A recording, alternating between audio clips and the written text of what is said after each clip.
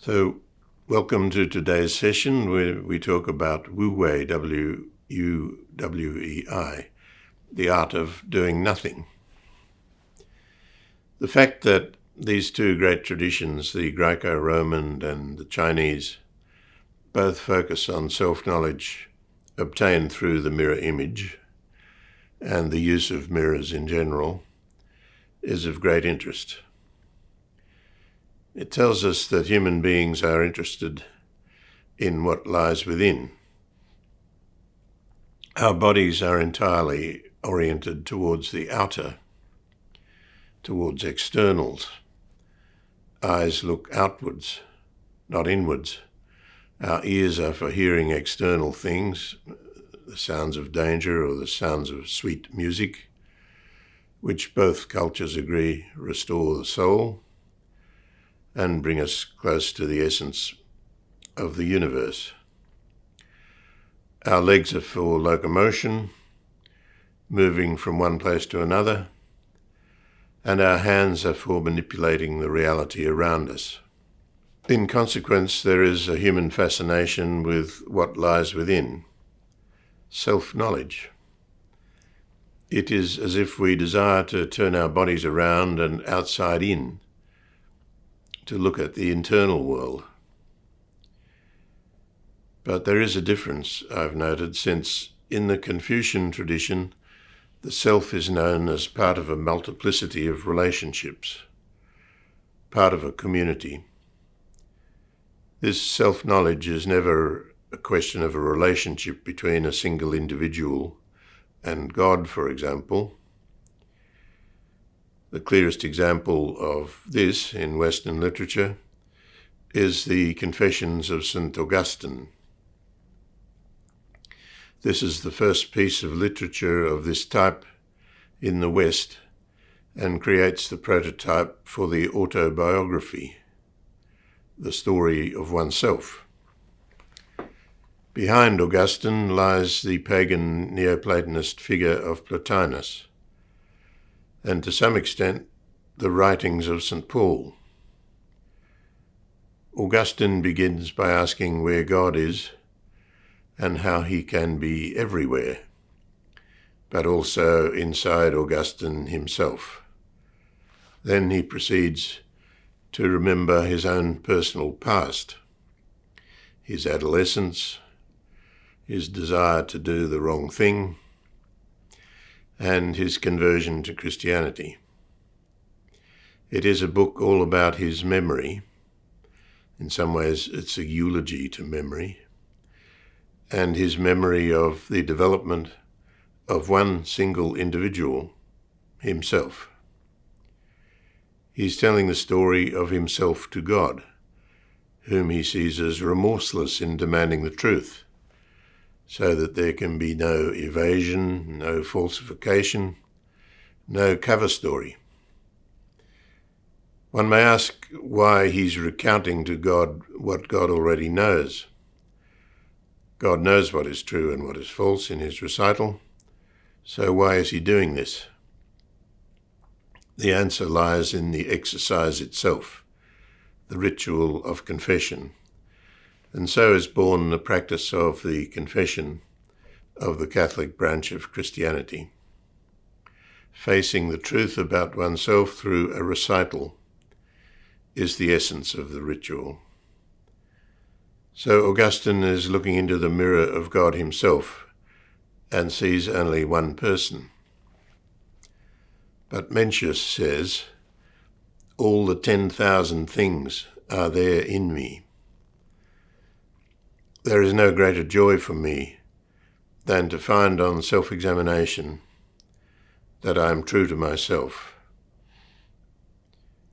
There is no difference between Mencius and the world, and everything is already present in him. He displays the same wish for self-examination, but he sees himself as part of a whole and of a network of beings, not as a solo individual. But there's another significant difference. Not only the self as multiplicity, as envisaged by the Confucian tradition, but there is also something learnt from the nature of water, which provides the mirror, the art of stillness. That we do not hear from the Greeks, the Romans, or the Christians, except possibly for the later mysticism of the Neoplatonists, where silence is emphasized. The importance of the stillness of water goes back to Confucius himself and raises the important idea of Wu-wei, the art of doing nothing.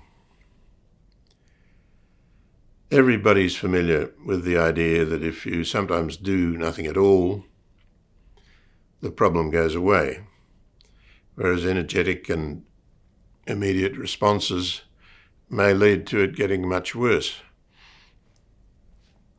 The idea of Wu-wei, or skilled inactivity as some call it, goes back to learning from water. It is a little difficult to translate the term. Some find the stark literal translation of doing nothing as too striking and verging on a contradiction, which it is actually meant to do.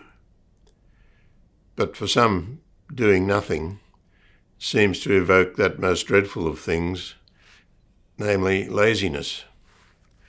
There is an important book on this by Professor Slingerland, Effortless Action, and that title gives you his idea about the term. We will stick for the moment with the translation doing nothing because it does suggest paradox, and paradox is what we might expect, doing and nothing. We recall Confucius' exclamation about the wondrousness of water. We can always learn from water, but when it is still we learn the most, partly because it provides a mirror, but also, and this is important, the stillness itself should become part of us. Water also has the capacity to embrace a new object and simply move and reform around it. It immediately retrieves its stillness. Equally, when flowing, it moves around objects and is not deterred by them.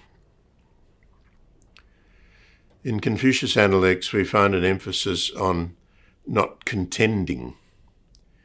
The gentleman or outstanding person will not be disputatious and will not be drawn into a fight. The master said, the exemplary persons, Yunzi, are self-possessed, but not contentious. A kind of passivity or quietude is envisaged here as a way of getting things done. The absence of contentiousness is thought to be a quality which comes from the observation of water and its capacity to smoothly accommodate, and also to go around obstacles. This absence of contentiousness, the unwillingness to pick a fight or be drawn into disputation, is the essence of Wu-wei, doing nothing, which we should stress is an art, the skill of doing nothing, the outcome of discipline. It's not simply dozing on the job. It's a theme which is greatly developed after Confucius, particularly in the Taoist offshoot of his thought. So there's a question about this idea of Wu-wei, as some seek to portray it as a kind of effortless action, whereas literally it means doing nothing. And I like the paradox, as you've seen. So many cannot bring themselves to believe that actually doing nothing would be advocated.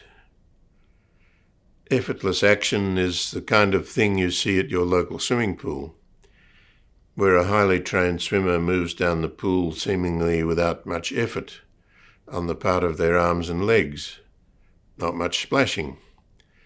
They seem to be on top of the water and to move faster than is possible, with so little action. But from the shouts of the trainer beside the pool, you know that a great deal of effort and training has gone into this, and that the apparently effortless speed swimming is actually the result of extreme effort, which looks casual and easy, only because it is the result of long training. If we were to look at the military textbook by Sun Tzu, which is now so often used in management training courses, it's a textbook in almost all of them, we would be furnished with many examples of the ease of military victory coming about from careful planning, training and discipline. This is the effortlessness of the swimmer, though there is some resemblance to the principles of the Wu-wei, to non-action, to doing nothing, in that Sun Tzu often emphasizes the need to avoid being drawn into battles in bad circumstances. In other words, the need not to respond to simple shows of aggression, but simply to absorb them. There is a cleverness in avoiding battle. So the principle of non-action, of doing nothing, has some echo here. But doing nothing is not this. It may be that it develops this way in Taoism, but it seems to me to be wrong to say that the art of stillness is in fact some form of management of others. There is much discussion of the effect of non-action or doing nothing on other people, and this is certainly a question to be asked. And some stress the fact that it allows spontaneity and self-expression on the part of others. But the passages on the stillness of water emphasize the quality-free character of such stillness, the flavour-free character of stillness.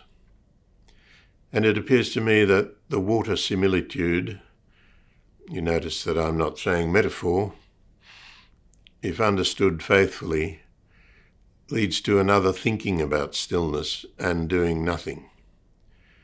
Stillness and doing nothing may have their effects on other people, but the point is simply to be like the water, and that is the only point.